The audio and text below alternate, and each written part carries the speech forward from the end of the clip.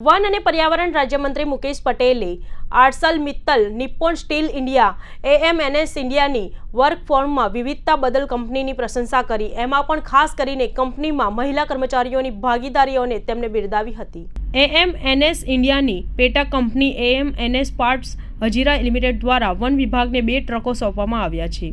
હાલમાં જ યોજાયેલા કાર્યક્રમમાં તેના વિશે વાત કરતા મંત્રીએ એએમએનએસ ઇન્ડિયા દ્વારા ગત વર્ષ તેમના સ્ટાફમાં 300 મહિલા કર્મચારીઓનો સામેલ કરાયો હતો, જેમાં એન્જિનિયરથી લઈને ડ્રાઈવર, સેફ્ટી માર્શલ અને ક્રેન ઓપરેટર તરીકે પણ મહિલાઓની ભાગીદારીની બિરદાવી હતી અને કહ્યું હતું કે પરંપરાગત વર્કિંગ ફોર્સની ભૂમિકાઓથી આગળ વધી રહી છે અને ખાસ કરીને અલગ અલગ ડિપાર્ટમેન્ટમાં મહિલાઓને રોજગારી આપીએ છીએ તે જોઈને આનંદ થયો છે। ઉપરાંત મંત્રીએ એએમએનએસ ઇન્ડિયાની એ પહેલની પણ પ્રશંસા કરી હતી, જે અંતર્ગત કંપની દ્વારા 100થી વધુ સ્થાનિક ગામડાઓની મહિલાઓને વિશેષ તાલીમ આપીને નોકરી પર રાખવામાં આવશે।